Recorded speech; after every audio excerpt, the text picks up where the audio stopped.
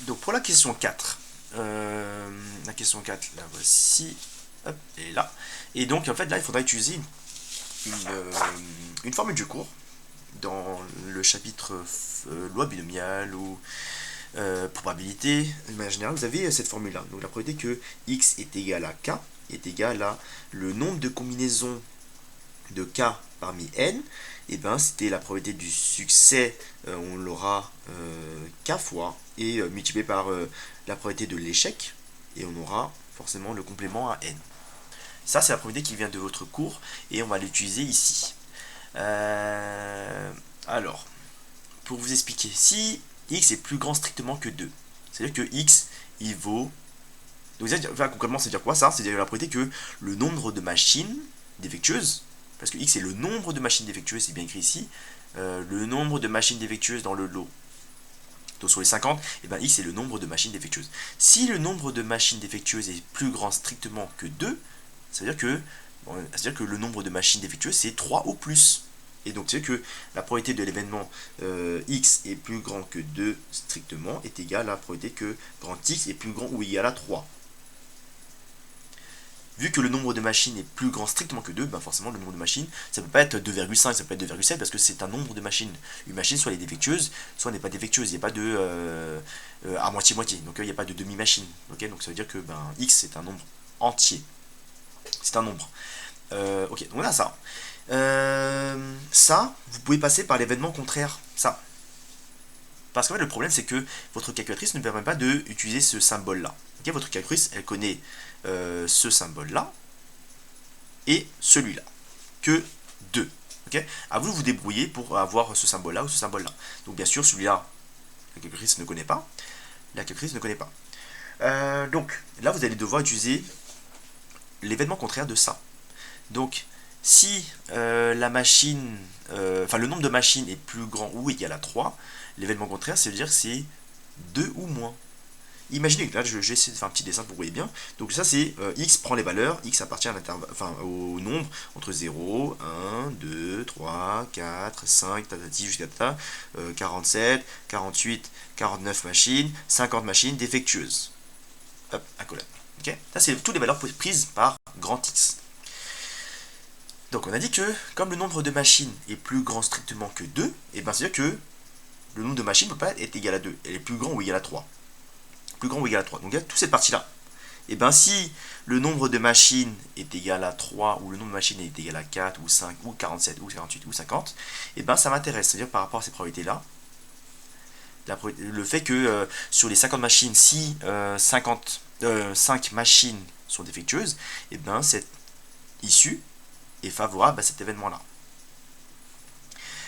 Et ben en fait, ce que vous pouvez faire, c'est prendre l'événement contraire, c'est-à-dire 1, donc la probabilité totale, 1, moins la probabilité que ça vaut 0 ou 1 ou 2. Donc soit vous faites 1, c'est la probabilité totale, c'est-à-dire 100%, moins la probabilité que ça vaut 0, moins la probabilité que ça vaut 1, moins la probabilité que ça vaut 2. Okay, on peut très bien faire ça, c'est correct. C'est juste un petit peu plus long à écrire déjà, et c'est plus long aussi à taper à la calculatrice, parce que je vous dis pas qu'il ne faudra pas prendre trop son temps non plus. Mais là, ou alors on peut très bien vous dire que, là du coup si je fais le égal, attention je saute la ligne ici, égal à 1 moins la probabilité que x soit plus petit ou égal à 2. Cette partie on n'en veut pas. Donc à 100% de probabilité, on retire les trois issues qui ne m'intéressent pas. Donc c'est quand x il vaut 0 ou 1 ou 2. Et bien c'est bien ça. Et ça, ma calculatrice connaît. On sait taper ça à la calculatrice. Donc pour ceux qui ont des TI, les Texas Instruments, vous avez vous avez deux formules sur la loi binomiale. Vous allez aller dans Distrib. Distrib, vous allez l'avoir avec la touche seconde ou la touche en bleu. Hop, hop. Alors je vais voir ce que je peux trouver ça sur mon téléphone. Ouais.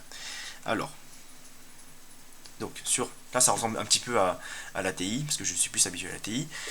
Pour ceux qui ont des problèmes, ceux qui ont les Casio et qui ne trouvent pas, demandez-moi, je vous répondrai par SMS. Donc distrib ici en bleu ou seconde, ici j'appuie sur seconde, ici, et j'ai ça. Et je dois voir donc deux formules sur la loi binomiale. Et c'est plutôt dans ici, TI distrib. j'ai deux formules, les voici. Vous avez binôme PDF, ça c'est quand c'est égal, et ça c'est quand, le deuxième c'est quand c'est inférieur ou égal. Donc faites bien attention, vous n'avez que deux symboles, ok, la calculatrice elle est, comment dire, elle est pas très flexible, pas très maniable sur ça, et ben vous avez la première formule qui correspond à ça, et la deuxième formule qui correspond à ça. Donc si vous voulez utiliser ça, vous avez le droit, pour vous entraîner, si vous voulez, vous faites 1 moins P de x égale à 0 avec la première formule, parce que c'est bien égal à 0, moins première formule égale 1, première formule égale 2. Vous allez obtenir exactement le même nombre à la décimale près de ça, 1 moins la deuxième formule, parce que du coup ce symbole a changé. Donc ça c'est pour la deuxième formule, ça c'est la première formule. Là je parle bien pour les TI, les TI calculatrices. Donc là du coup ben, vous allez mettre 2 avec la deuxième formule, parce que c'est ce symbole là. Et après vous allez trouver la réponse, je sais plus c'est quoi la réponse, mais à la limite je m'en fiche de la réponse. Ce qui m'intéresse c'est la méthode. Après arrondir au millième, je suppose que vous savez le faire, arrondir au millième c'est 3 chiffres après la virgule. Ok, donc c'est un des 4 réponses, vous allez la trouver sans problème.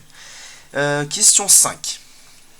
Question 5, on considère, là il faudra traduire, un entier n pour lequel la probabilité que toutes les machines d'un lot de taille n fonctionnent correctement est supérieure ou égale à 4. Ok, pardon.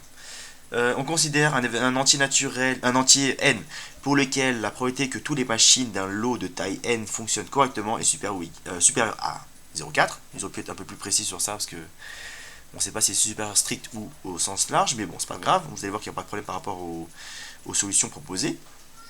On va traduire ça parce que là, c'est du charabia pour l'instant. Il faudra traduire mot à mot quasiment et aller tout doucement pour bien comprendre ce qu'on vous demande. On considère n un entier pour lequel la probabilité de toutes les machines d'un lot de taille n, ok.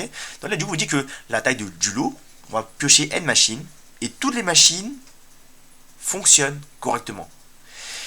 Si les machines fonctionnent correctement, et ben ça veut dire que le nombre de machines défectueuses est égal à 0. Si on dit que sur 10 machines, et ben, je vais faire un petit exemple, sur 10 machines,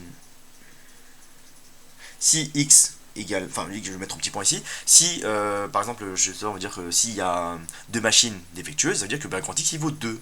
Rappelez-vous que grand X ici, c'était le nombre de machines défectueuses dans le lot. Donc là, on ne vous dit pas qu'il y a combien de machines, on vous dit qu'il y a n machines. Et s'il y a n machines, et que le nombre de machines défectueuses est égal à 0, pourquoi? Parce que ils fonctionnent tous correctement. C'est ça que ça veut dire. Fonctionne correctement, c'est-à-dire que grand X vaut 0. Voilà. Quelle est la probabilité que sur la taille de n machines, on vous demande en fait quel est l'entier pour lequel la probabilité qu'il y ait que des machines qui fonctionnent bien, c'est-à-dire le nombre de machines défectueuses est égal à 0, grand X vaut 0 dans ce cas-là, et la probabilité est égale à 0,4, supérieure à 0,4. On va traduire ça en français. Donc, je vais peut-être faire comme ça. Hop. Alors. Voilà, on voit bien. Alors, je traduis la probabilité. Donc P, là je le lis petit à petit, pour lesquelles la probabilité que toutes les machines d'un lot de taille n, et sur n machines, fonctionnent correctement. Du coup, c'est-à-dire que grand X vaut 0.